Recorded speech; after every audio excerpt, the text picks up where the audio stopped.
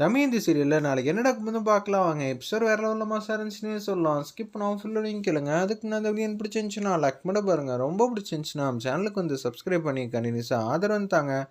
பிரீத்தி வந்து கதவை திறக்கிறாங்க. போலீஸ் அதிகாரிங்களாம் உள்ளே வந்துட்டாங்க. அந்த இடத்துல அப்பன்னு பார்த்து அதிகாரிங்களாம் கேட்குறாங்க, நலன் நீங்கள் 50 கோடி ரூபா வந்து பணத்தை வாங்கிட்டு பிஸ்னஸ்ன்னு ஸ்டார்ட் பண்ணாமல் எதுவும் பண்ணாமல் இழுத்தடிச்சிக்கிட்டே இருக்கீங்கன்னு உங்கள் மேலே புகார் கொடுத்துருக்காங்க.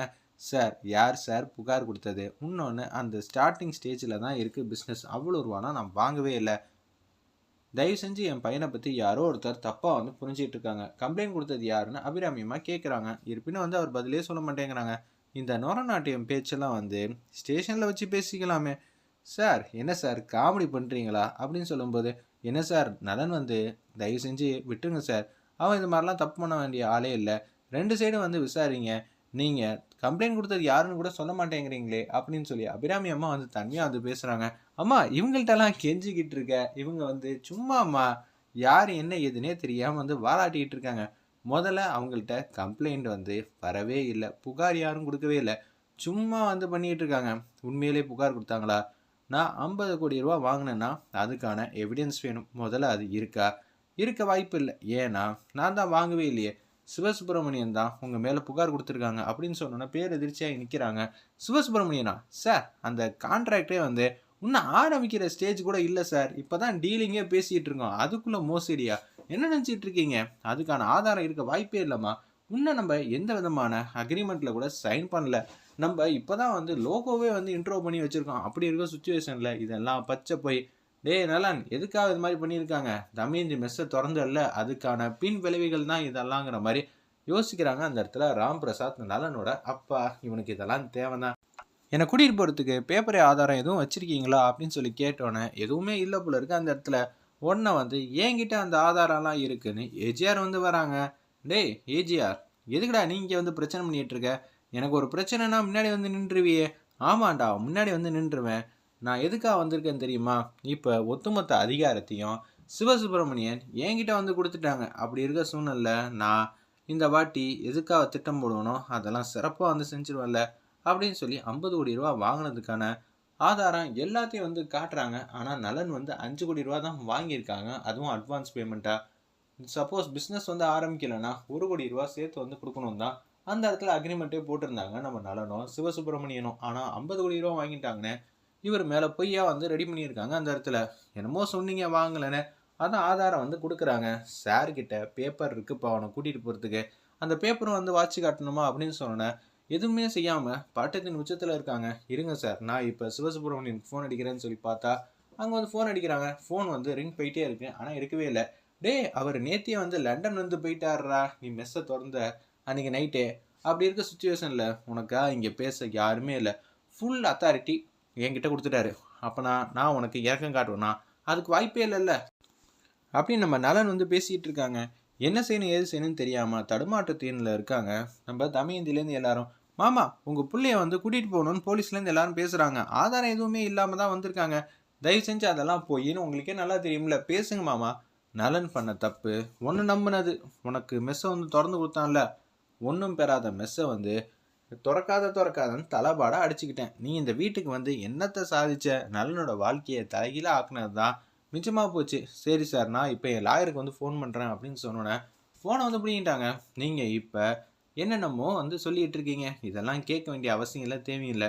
குற்றம் பண்ணதுக்கான ஆதாரம் கேட்டீங்க, ஏஜிஆர் வந்து கொடுத்துட்டாங்க. கூட்டிகிட்டு போக முடியுமான்னு கேட்டீங்க, பேப்பர் ஆதாரத்தை நானும் கொடுத்துட்டேன். அப்படி இருக்கும்போது இன்னமும் வரமாட்டேன்னு சொன்னால் நான் வேறு மாதிரி தான் நடந்துக்க வேண்டியிருக்கோம். சார், இவனெல்லாம் பார்த்துக்கிட்டு இருக்கீங்க, காலரை பிடிச்சி ஏற்றி உள்ளே எடுத்துகிட்டு போங்க சார் அப்படின்னு சொன்னேன். கான்ஸ்டபிள் வந்து இழுத்துட்டு போக பார்க்குறாங்க. சார், கையில் ஸ்பெஷலாக வந்து கூட்டிகிட்டு போங்க சார்னோட கையில் இது மாதிரி வந்து பண்ணிடுறாங்க. இதை வந்து அப்படியே ஏஜிஆர் வந்து பார்க்குறாங்க. டே நலன், நீ இனிமேட் ரெசிபி அது இதுன்னு கண்டுபிடிக்க எல்லாம் டோட்டலாக வேஸ்ட்டு, சரியா?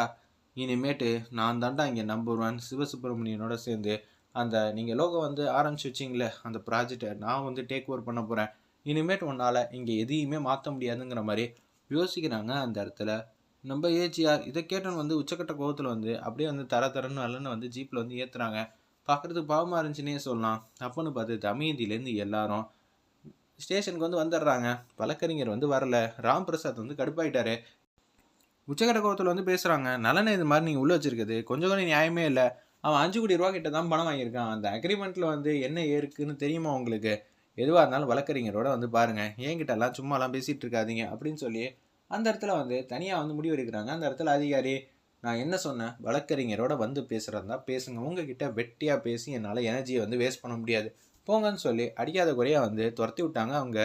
சார் இவர்ட்டலாம் பேசணும்னா அதிகாரி வச்சு தான் பேசணும். தயவு செஞ்சு நீங்க வழக்கறிஞரோட வாங்க அப்படின்னு சொன்னேன். வெளில வந்துடுறாங்க.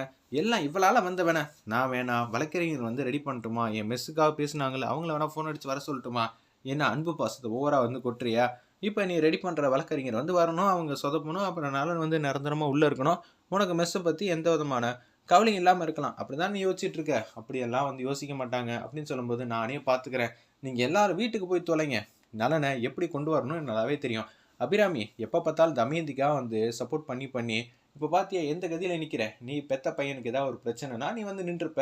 இப்ப உன் வயித்துலயா பொறந்திருக்கான் நலனு. அதனால நீ இன்னமும் பண்ணுவ, இதுக்கு மேலேயும் பண்ணுவேன்னோனே அபிராமி அம்மா ஃபீல் பண்ணி அழுவுறாங்க. அப்பா இவ்வளோ பேசுறியே நீ சின்ன வயசுல என்னெல்லாம் பண்ணேன்னு மறந்துருச்சா அப்படின்னு சொல்லும்போது, என்னையே எதிர்த்து பேசுறியான்னு பிரீத்திய கன்னத்துல வந்து பொழிச்சுன்னு அடிக்கிறாங்க. அந்த இடத்துல மரியாதையா 3 பேர் போயிடுங்கன்னு சொன்னோன்னே, ராம் பிரசாத் வந்து வழக்கறிஞரை வந்து ரெடி பண்றதுக்காக வந்து போயிருக்காங்க. தயவு செஞ்சு நீங்க 2 பேரும் போங்க அத்தை. ஏற்கனவே டயர்டா இருக்கீங்க. பிரீத்தி வேற இப்ப சோகமா இருக்கா. நீங்க 2 பேரும் போங்க. நலன் இல்லாமலாம் நான் வரவே மாட்டேங்கிற மாதிரி தான் அந்த இடத்துல வந்து பேசிட்டு இருக்காங்க. சரின்னு சொல்லிட்டு அபிராமி அம்மாவும் பிரீத்தியும் வந்து வீட்டுக்கு வந்து போறாங்க. ஒரு பக்கம் ஏஜிஆர் ஸ்டேஷனுக்கு வந்து வராங்க. இந்த பிரச்சனைக்கு இவங்களுக்கு சம்மந்தமே இல்லாதங்கிற மாதிரி பேசிட்டு இருக்காங்க. அச்சோச்சோ, நலனை யார் இங்கே வச்சிருக்கிறது? நலன் நீ இங்கே போயிட்டனா நம்பர் 1 இடத்த யாரா பிடிப்பா? அந்த இடம் வந்து வேக்கண்ட்டாக இருக்குமே. அப்போ நான் நம்பர் 2ல் இருக்கிறேன். நான் ஆட்டோமேட்டிக்காக நம்பர் 1 வந்துடுவேன். இன்னும் கொஞ்சம் நாளில் உன்னை எல்லாரும் மறந்துடுவாங்க. அதுக்கப்புறம் என்ன ஆகும்? நான் வச்சது தான் சட்டம். இத்தனை நாளாக நீ பேரு புகழோடு இருந்தல்ல, இனிமேட்டு அது எல்லாம் வந்து சைஃபரும் வந்துச்சு. நான் தான் இனிமேட் நம்பர் 1ங்கிற மாதிரி பேசுகிறாங்க. வேணா உள்ளுக்குள்ளே வந்து புதுசு புதுசாக ரெசிபியெல்லாம் கண்டுபிடிச்சி எல்லாருக்கும் பிடிச்ச மாதிரி சமைச்சு போடு.